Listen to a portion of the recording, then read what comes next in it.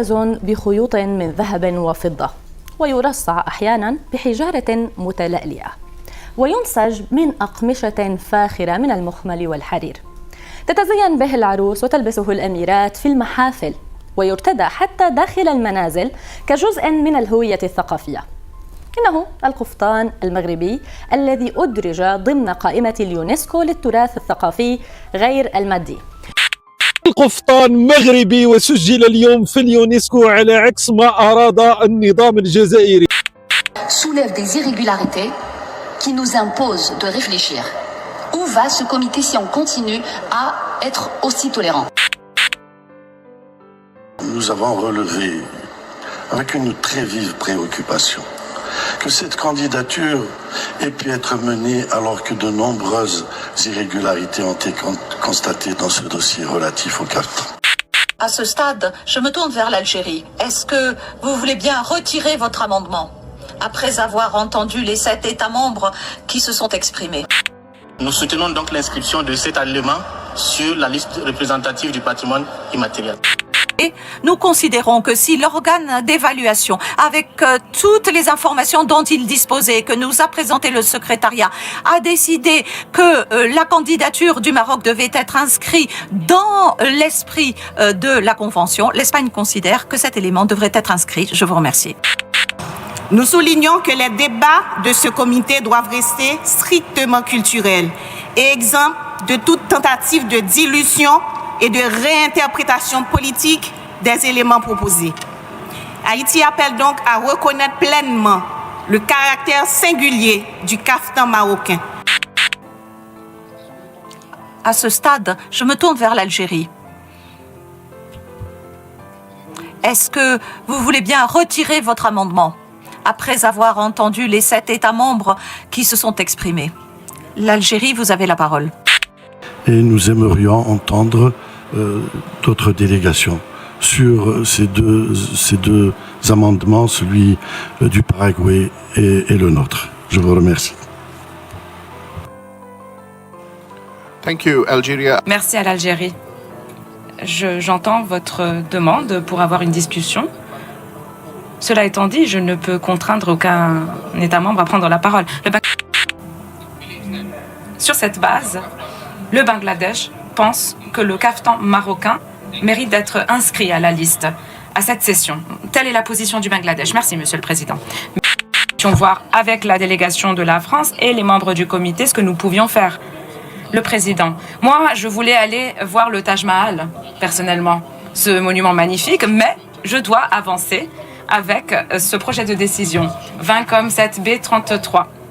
Et c'est que j'estime que c'est un jour triste aujourd'hui, où les valeurs qui nous réunissent sont piétinées, malheureusement, à travers cette démarche de l'État parti qui conteste l'inscription du Maroc. Ce que nous présentons, nous le faisons au nom des communautés et au nom des peuples, et non au nom des gouvernements. C'est vraiment pour que nous puissions aussi célébrer ce moment qui devrait être une fête, effectivement, pour le Maroc, le caftan marocain, les communautés marocaines. Et c'est vrai que c'est dommage qu'on ait cette discussion. Mais évidemment, pour moi,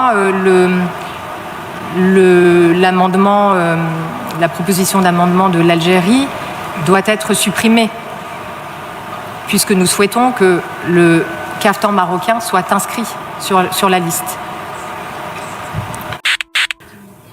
Je ne vois pas d'opposition, pas d'objection, personne qui lève sa plaque. Donc nous adoptons le projet de décision 20COM7B33.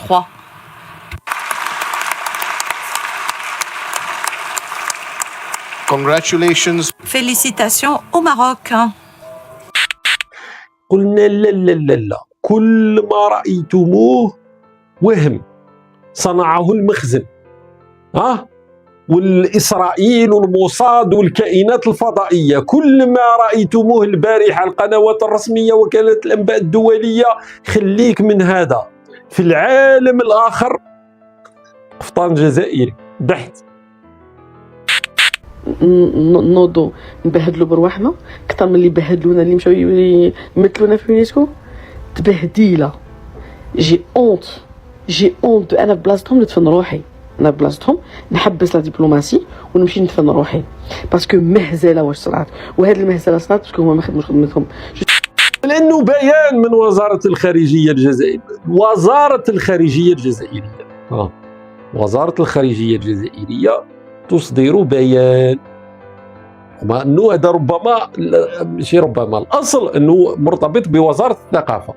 وزاره الخارجيه، وزاره الشؤون الخارجيه الجمهوريه الجزائريه الديمقراطيه الشعبيه اقرت الدوره العشرون للجنه الحكوميه الدوليه لصون التراث الثقافي اللامادي لمنظمه اليونسكو الملتئمه بالعاصمه الهنديه تسجيل القفطان بطريقه جليه وصريحه اسبقيه الجزائر في تسجيل القفطان كمكون اساسي في تراثها الثقافي الغني.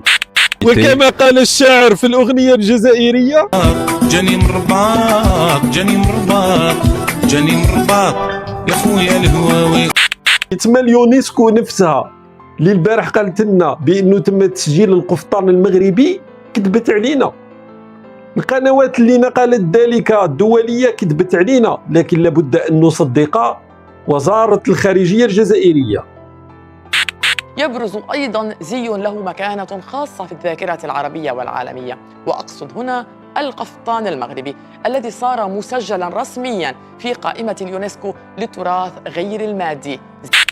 مؤسسة أممية بطبيعة الحال تأخذ بالحدود الحالية المعترف بها، لكن احنا نعرف تاريخيا كما قلت لكم تلمسان. لهذا مثلا أنا كجزائري أو أي جزائري آخر من غير منهم في تلمسان لم يسمع بحياته بشيء اسمه الزليج، لكن الزليج موجود في تلمسان وفي قصر هذا المشهور، لأنه بطبيعة الحال كان جزءا من المملكة المغربية. الكل يعرف تاريخيا أنه القفطان مغربي، ويعرف بأنه الجانب التراثي هذا يعني المغرب يتفوق فيه من قبل، يعني هذا ليس بالجديد. القفطان المغربي رسميا تراثا مغربيا إنسانيا مسجل في اليونسكو، في منظمة اليونسكو. النهاردة تم تسجيل القفطان بشكل رسمي، والصراخ والصياح عند القراقير معرفش ليه. لكن النظام الجزائري الذي يعيش أزمات متعددة، الغارق في الكوارث، الغرق في الحماقات، الدبلوماسية الجزائرية في وضع كارثي، الجزائر لا تنتج، لا تقدم أي شيء، فخرجت لنا منذ أشهر منذ سنوات الآن قضية محاولة سرقة التراث الغير مع استهداف التراث المغربي. القفطان تراث مغربي، والأرجان تراث مغربي، والزليج تراث مغربي. هم دفعوا السنطيحة وكذبوا الكذبة وصدقوها، وطبع الجزائري أنه يكذب ويصدق الكذبة ويدافع عنها، ثم مسكين ينصدم بعد أن ينكفي على وشه.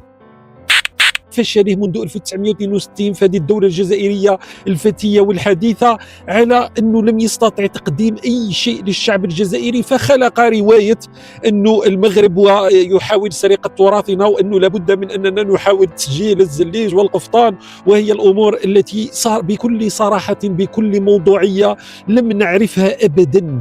يعني منذ القدم نعرف بأن القفطان مغربي، أنه الزليج هذا مغربي، الزليج هذا لم نسمع به قبل 2022 وغيرها من الأمور. رسميا القفطان المغربي يدرج على لائحة التراث العالمي غير المادي لمنظمة اليونسكو، وذلك بعد أن صادقت المنظمة على ذلك خلال اجتماع لها في الهند. فهنيئا مرة أخرى للأشقاء، ومن أحسن لنا في الجزائر أننا نحاول أن نصنع بأيدينا، أننا نصنع إنجازات بأيدينا، أننا نبني بلد ليس المزبلة. اليوم المسمات الجزائر تحت حكم النظام الجزائري، نحاول أن نبني بما هو لنا وليس بسرقة ما هو للغير، والله المستعان دائما. À la fin, l'UNESCO a décidé de classer le Qaftan comme un bien culturel marocain. يعني خلينا ننتقل للمغرب. يعني القفطان المغربي كمان ما عاد مجرد أيقونة جمال وأناقة، يعني صار يعتبر رسميا جزء من التراث هيك الإنسانية، يعني بخطوة تاريخية تحتفي بأصالة المغربية. يعني أعلنت لجنة التراث الثقافي غير المادي بمنظمة اليونسكو خلال اجتماع بالهند عن إدراج القفطان المغربي ضمن قائمة التراث العالمي غير المادي.